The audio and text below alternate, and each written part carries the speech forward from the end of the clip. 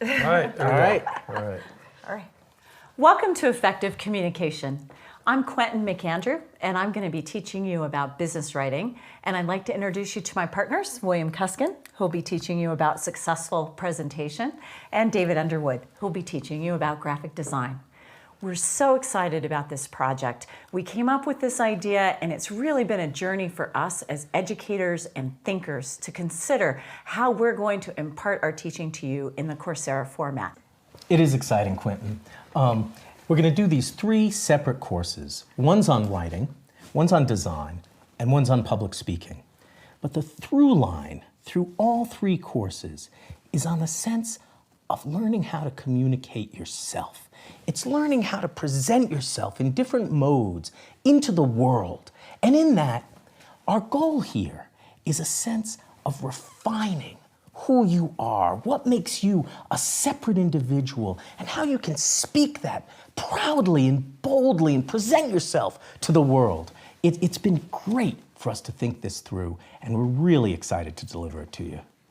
You know, when we first talked about this course and we sat down and we were talking about our individual specialties within the specialization, we realized that what we teach interlocks.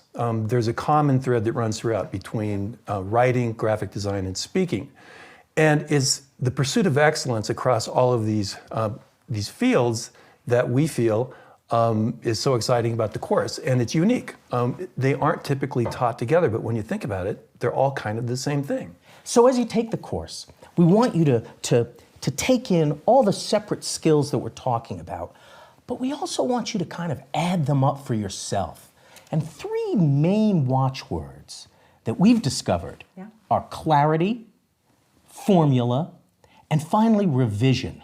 So as you go through the MOOCs, and you can go through them in any order you want, you can think about them as you like, maybe keep a log, keep a piece of paper on the side, and just write out where you see things fitting together. That will help you. It will enable you to synthesize all the different parts into a broader sense of communication. And what we've done is we've demystified these particular pursuits, and we've tried to make them as practical as possible so that you can walk through the process of creation with us. That's right. We're going to give you the formula for success in each one of our disciplines, but really, the secret sauce is you. We're talking about developing you as the best possible professional. It's the work that you put in and the habits that you develop in this course that you'll be able to apply to everything.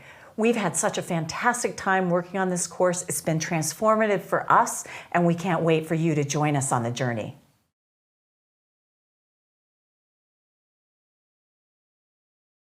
Welcome back to Effective Communication. So I want to talk a little bit about the structure of the course overall. As you know, the course breaks down communication into 3 separate categories. The first, taught by Quentin, is written communication. Then Dave follows up with design. And then I conclude the course with public speaking. Now, you can take it in any which way you want. You could start with public speaking and move to writing and cut back to design. The course is designed to be interlocked. But the course is greater than the sum of those parts. The course really comes together. It synthesizes when the rubber hits the road in the capstone. Oh, I'm so sorry. I can't believe I left my phone. Oh, look. It's Paymon. Paymon from Coursera. Cool, man. Paymon, how are you? Hi, Quentin. I'm just checking in. How are you doing? Well, actually, we're filming right now. Hi, Payman. Hey, Payman. Hey, William. Hey, Dave. Good to see you. We were just talking about the capstone. Could you explain a little bit why Coursera likes the capstone so much? What does the capstone bring to a course? Capstones are an exciting project because it's the culmination of everything you learned across these set of courses in this specialization. And what's exciting about them is that it is a practical manifestation, a project that you could share with the world, with an employer, with a friend, that you have mastered a set of skills that will make you successful in whatever you're pursuing. The skills you'll learn in this specialization are skills that will last a lifetime. I was a teacher. I needed to know how to design really good lesson plans from a writing perspective. I needed to know how to create slide decks that were engaging. I needed to know how to present material clearly and effectively and inspirationally to my students. And all of those skills that I developed as a teacher, you'll learn in this specialization. And those skills I could apply, again, when I was negotiating contracts with school districts, when I was working for an education nonprofit. And I apply them here every day when I have a meeting with 15 other people on my team and I have to report out on our biggest opportunities for working with universities. I have to be clear, I have to be concise, I have to be succinct. And those skills help me in the job that I have at Coursera. I'll let you all get back to work. We're really excited to see the projects that come out of the capstone course in this specialization. Good luck to all the learners, and we cannot wait to see what you have to produce for this specialization. Bye, Payman. Bye, Payman. See you later, Payman. Bye, you guys. You know, I'm so glad Payman called because it gives us a chance to talk a little bit more about the capstone. So the capstone is where all 3 MOOC courses come together. Each course will teach you some basic principles about writing, about design, and about public speaking. But the capstone is where those principles come together. It's where you express yourself in writing, in visuals, and publicly speaking. So the capstone's going to have 2 elements. One will be a case study. And if you so choose, you can use our elements and put together your own work. You'll upload that, and the MOOC community will give you a critique. It's great.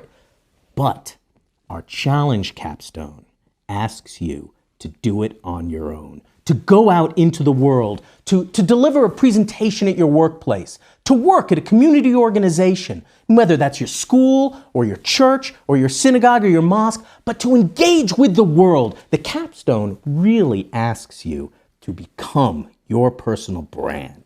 So I hope you follow us all the way through these courses, and I hope you take the capstone, and I hope it tests you and you discover that you can do this. Welcome to Successful Presentation. My name is William Cuskin, and I'm going to teach you public speaking. Now, I've sent Quentin and Dave away so that we can have a little time to ourselves, so we can talk about what this MOOC is about and what I intend to cover. So, I'm an English professor, and my specialty is medieval literature and comic books. I'm probably best known for my MOOC on comic books. This MOOC is going to teach you my practical skills for public speaking. When I first started as a professor, and I've given hundreds of lectures, hundreds of public talks, and I've seen hundreds more at this point. But when I first started, I had no real skill. I didn't know how to go about it. So I worked on it. I developed a formula for public speaking. And in this MOOC, I want to teach you my formula. So let me start with a story. A couple months ago, I was on tour with the governor of Colorado, Governor John Hickenlooper, a marvelous public speaker in his own right. And when we got to Beijing, the governor and his aide came up to me and said, would I be willing to speak to a group of university representatives? Sure I would. Of course I would. The governor's asking me to do this. What am I going to say? No? But then I started asking some questions. Who would really be there? How many people? What would the room be like? Would they speak English? Well, the governor and his aide, they had no idea. We were on a tour. We were taking it as it came. So I think a lot of people wouldn't want to be in this experience. Really, there's too much at risk, too much unknown. You could make a fool of yourself. But I had a rule-governed formula. I had a formula that I developed over the years and I deployed it. It worked out. This MOOC is going to teach you my rule-governed formula. So the MOOC itself is going to go through 4 modules. The first is on fear. Public speaking is frightening. It's anxiety-producing. We're going to recognize that. The second is on the formula itself. I'm going to take you through that formula step by step. The third is on practice. A lot of people don't realize that even experienced public speakers rehearse. They practice, and they practice dynamically. That is, they're not afraid to make changes at the very last minute when they know something's not right. Practice makes perfection. The last module is on engaging with the audience, the actual room that you're in when you're delivering your speech. Those 4 modules will take you through the entire MOOC, and they will teach you to face your fears, to work through them, and deliver your content well. But I want to say something up front. I want to say something that I really think is meaningful here, and that is, You have it in you to speak to the world without fear. You have the ability to stand before hundreds and to rivet them. You can evoke your inner self and deliver it out. Now, doing that is not easy. It takes practice and it takes confidence, but you can do it. You can do it because each of you has that ability within them. Each of you can summon that ability up and deliver it forth. Successful presentation is the public performance of the private self. Onwards. Public speaking is anxiety producing. This is true for people who have been giving speeches and presentations for years. Everyone feels some anxiety within them. In fact, if you don't feel the anxiety is when you should really worry. We've all seen those professors who stagger out on stage with a withered sheaf of papers and read them to us, and you know they feel no passion. The trick is turning anxiety into positive energy. So I want to talk a little bit about fear and anxiety abstractly, just for a little bit, because I think it's important to understand. It's important to understand why we're afraid and what we do when we're afraid. And in my mind, the fear of public speaking is both rational. Who wants to stand up and be judged? And it's also irrational, because in the end, it's just words. It's just standing up and saying what you have to say. So I've thought a little bit about fear, and the best thing I've read is by a motorcycle racer. His name is Keith Code, and the book is called A Twist of the Wrist. And I put it up online, and I want you to download it and read it with me, or get it up on your screen. So I'll wait. The passage is called Survival Reactions. The enemy is tough, but limited in number. Roll off the gas, tighten on the bars, narrowed and frantically hunting field of view. Fixed attention on something, steering in the direction of the fixed attention. No steering, frozen, or ineffective, not quick enough, too early steering, braking errors, both over and under braking. Everyone has had all the above happen to them. Are they automatic? Take tightening on the bars as another example. Do you command your arms to tighten up? Or do you find they've done it on their own? Do you choose to have your attention narrow and target fix? Did you overbrake on purpose? Whether for real or an imagined reason, anything that triggers one of the above survival reactions, such as quickly shutting the throttle, hitting the brakes on a turn, holding the bars too tightly, is an attempt to reduce or avoid injury. None of them will work in harmony with machine technology or rider control. In the following chapters, we will see how to defeat them. Now, this isn't a course on motorcycle racing, though I wish it was. This is a course on how to manage fear. And I think Code has 3 things to teach us here. One thing is, he labels survival reactions, or things we do automatically when we're in an adrenalized situation, when our fight or flight reactions kick in. Our body and our mind, they do automatic things. Now, in Keith Code's context, he says that these automatic things interfere with machine technology. So a motorcycle is designed to go around the curve. It's only when we do these things like snap the throttle shut that the motorcycle gets upset, and that makes our situation worse. Our survival reactions, our instinctual reactions, end up making the situation chaotic. They do the exact opposite of what we want to do. The same is true for public speaking. Look, motorcycling and public speaking are both high-pressure situations. The pressure is on to perform, and you don't get a redo. In both, our flight or fight instincts kick in, and we stop making choices and start taking actions. Those actions can cause chaos. This is why fear is both rational and irrational. It's rational because the reactions are trying to help us. That's a rational thing. It's irrational because they make the situation worse. So what Keith Code has to teach us is that there's nothing to fear but fear itself, and yet fear is a very real thing.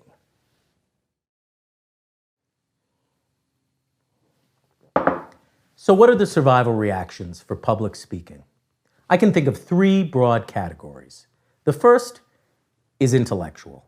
The second is verbal, and the third is physical. I see each of these as really automatic reactions, the way Keith Code describes it, that your body and your mind kick in and you don't really control. So intellectual survival reactions, it's when your mind draws a blank. It's when you can't think of the names of two people who you know very well, but you're trying to introduce them. You're under pressure. You fixate on one audience member, or you're kind of looking at them all, but you can't see anyone. One of them I term speaker voice. Speaker voice is a term I made up, and it's when you hear your own voice and you say, God, I'm boring. All of these are your mind's attempt to distance yourself from the actual situation you're in. They're kind of a mode of false self-reflection. So you're thinking about things, but you're not thinking of the name you need or the idea you're trying to grasp. They work against you horribly. The second category are verbal survival reactions. Actually, kinda, sorta. A string of words, anything that you come up with that you're trying to buy yourself time to think of your next idea. Really, they just get in the way. And instead of buying you time to think of something smart to say, they make you sound inarticulate, stupid. The last category is the worst. Physical survival reactions. I think of these as things your body does that you just, why is my body doing this? Sweating uncontrollably. That's horrible. The opposite, dry mouth, where there's no water at all. Or using your hands like this a lot, as if you're trying to swim through the talk and you can't stop. Or another one is the uncontrollable move, or the old one, rocking back and forth as you talk. All of these, really your body's just saying, run away, get me away from this situation. But you can't run away because you're on. So instead, you channel all that energy through these survival reactions. And they're exactly like Keith Code says. Your body is reacting to fear, it's doing things, and you don't know how to control it. So my point in recognizing this long list of negative attributes is not to say that we should do them, but to put them in a box and say, you know what? We all do them. We all struggle with this. No one is perfect. Survival reactions are not your fault. They don't belong to you. So recognize them for what they are. Automatic reactions, box them up and put them away. We're going to replace them with a rule-governed formula for success. So this brings me to my first best practice. I call it the Keith Code rule. Fear inhibits execution. By controlling fear, we are able to execute on multiple levels. Think about that. What I'm suggesting is these survival reactions, they get in our way, and we begin to concentrate on them instead of what's before us. We concentrate on our shaking hands so we don't think about the content. We concentrate on whether we're sweating or our mouth is dry, and so we don't pay attention to what our audience is telling us, to their physical cues. But once we control fear, once we put fear away, our mind suddenly expands. We can concentrate on the whole room. We can deal with the audience on a level that they don't even realize we're dealing with them. Truly successful presentation deals with the audience on a subconscious level. It creates a mood and a tone that the audience doesn't even realize is happening. That's when you're really successful. Our fears teach us a complex lesson. On the one hand, they're entirely imaginary. What do we have to worry about? We're just going to stand up and say what we have to say. On the other hand, though, they're real. They cause problems. They make us sweat and stutter and say and like. They pressurize the situation. They throw our script into chaos. In a way, fear is a paradox. It's a paradox. A paradox is a a thing that is self-contradictory but nevertheless true. Fear is real, fear is imaginary. Both are true. That's the paradox. I call this the ghost of fear. It's a ghost that haunts us as we attempt to guide ourselves through a presentation. But before we get too depressed about this ghost of fear, let's remember that we have something on our side. We can practice. We can practice what we want to say, and we can practice putting away our survival reactions and just being ourselves. But this leads us into another paradox, because if we're practicing just being ourselves, we're not really just being ourselves. It's a problem, right? Because the old cliche, just be yourself, never holds up when you're under pressure and you're trying to just be yourself. You end up being someone else. So really, fear leads us into a double paradox. On the one hand, it creates a ghost that haunts us with our worst selves. On the other hand, it creates this questioning. Am I really this? Is this really who I am? The reason people are so afraid of public speaking is because this questioning of the self is real. It's a real struggle. It's a metaphysical struggle between that ghost haunting us, that unreal self, and then that true self. It's a question, it's a struggle between chaos and being. That's what's going on when you're up there sweating and worried about delivering your content. But we can control fear. We can replace it with a rule-governed system. We can learn that system so it's second nature, so that when we feel ourselves begin to fail ourselves, we reach back to that backbone, that formula that'll guide us through. And we use that to articulate who we really are. This is what I want to say. You have the ability to speak to the world. You can summon that ability up, that true self. You can press it through the chaos of fear and deliver it to the world. So when I say that successful public speaking is the public performance of the private self, what I mean is that inside you is that true self, that private self. But in order to bring it out into the world, to release it, you have to rehearse it. You have to refine it. You have to shape it into who it is. You have to articulate it through the words you want to use. And you can do this. Onwards. I was thinking that in this video we tell some stories about fear. What do you I've think? got plenty of anecdotes about it. And so what I really like to talk about with fear is music. Yeah. And if you've really, really rehearsed, and if you really know that song, it's the closest thing you'll come to an antidote for fear. That's absolutely true for karate too. It's the more isn't it true for everything? Presentation, anything you're doing, dissertation defense, the more you've prepared, the more you can manage your fear. Whereas if you go in and you haven't had that time to prepare, your fear begins to take over. And there's a difference between preparation and overthinking. What is that difference? Yeah, what is that difference? Yeah. Overthinking is thinking about all the things that can go wrong. Preparation is learning the song. Yeah. Well, and I also think you have to get to the point of the presentation or the event, the competition, and at that moment when you walk out onto the stage, you have to let go and not overthink and just trust yourself that the preparation has gotten you there, that is, to me, the leap of faith off the cliff that's so scary. Yeah. Because if you don't let it go, you won't perform well, and you just have to get out there and do it. And the other thing that's a natural offshoot from that conversation is failure. Yeah.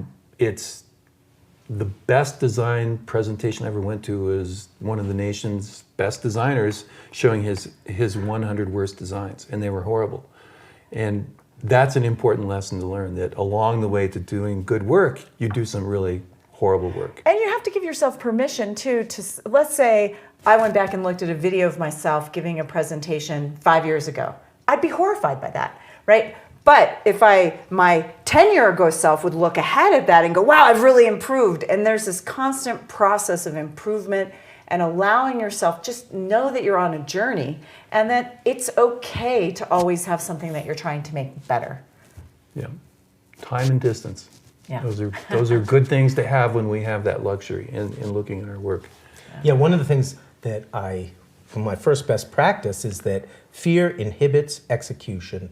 We need to replace fear with a rule-governed formula that allows us to execute on multiple levels. But you're right that if you overthink, you cannot execute on multiple levels. And if you critique yourself based on imagining yourself outside of the situation looking in, Right. you have to be in that moment Yes. to overcome fear. You have to be in that moment, you have to memorize your song, but you also have to be willing to improvise. Yeah, You have to be willing that's to true. roll with the moment.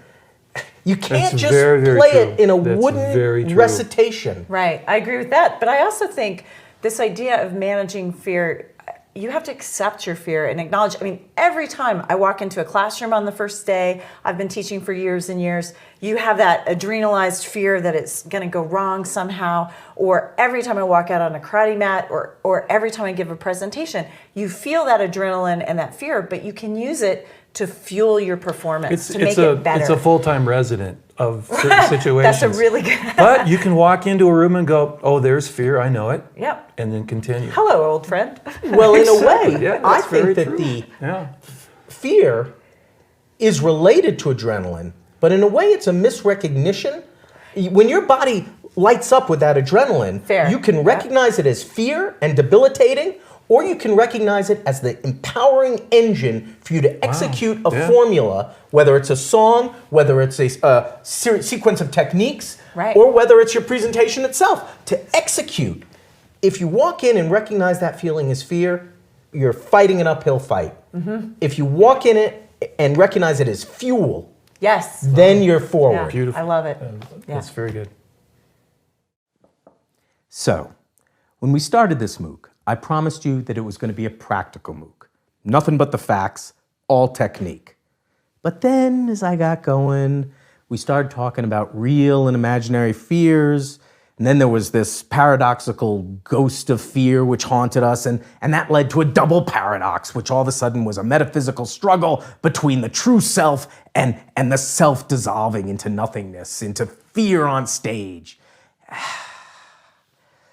I think this abstraction is important, and I want to let you in on a secret.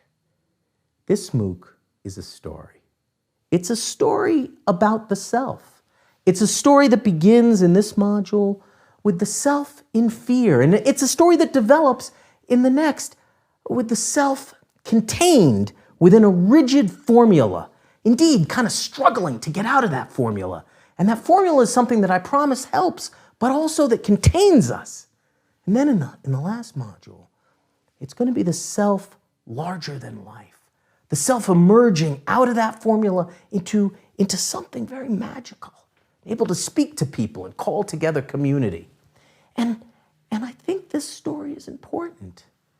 And I'm going to let you in on a deeper secret. This MOOC is really a story about storytelling itself.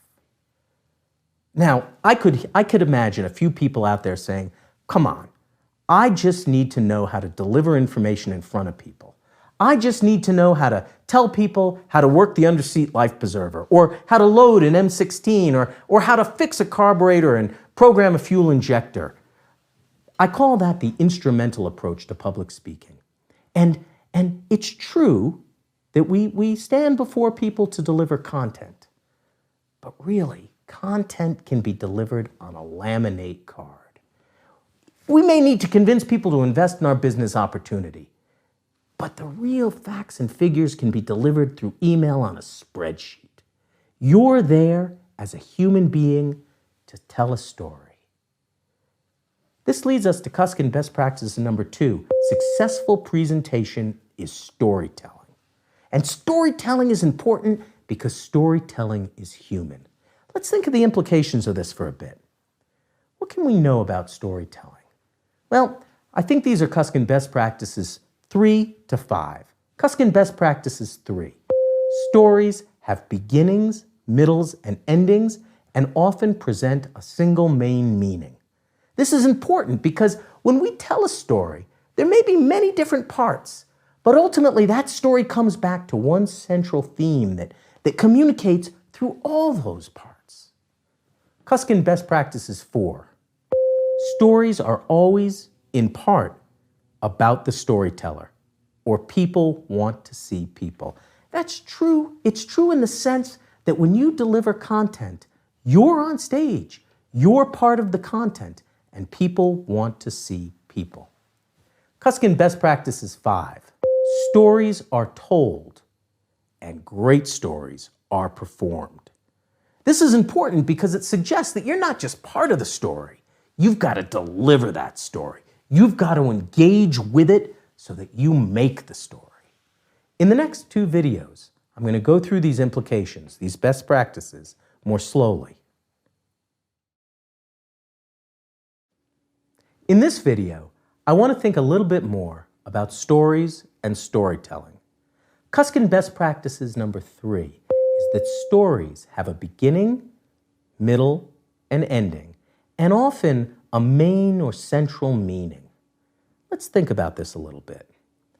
What this means is that people can only take in so much isolated information. That is, they can only concentrate on so many details.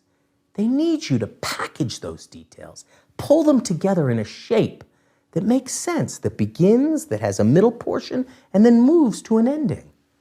So what this means is that you've got to put away your slide decks and your long speeches, and you've got to put away your spreadsheets, and you've got to distill things down because people can't remember it. You've got to distill it down to a single main theme that all these details add up to and reinforce, but the details themselves are not the critical part. The shape of the story and the main theme that the audience can perceive is what's important. Kuskin Best Practices 4. Stories are in part about their storytellers, or people want to see people. What does this mean? Well, it means that people want to see you succeed. You may be afraid, you may not want to stand up on stage, but people want to see you succeed. They want to trust you as their leader. Now, if you violate that trust, then you're lost.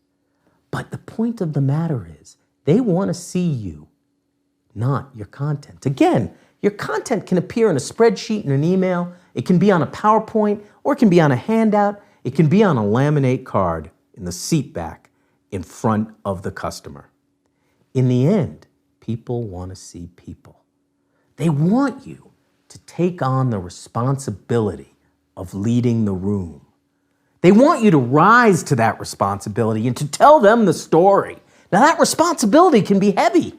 That responsibility can be a great load. So you've got to concentrate, not on memorizing the details, but on carrying that responsibility. You need to command your content, not let your content command you.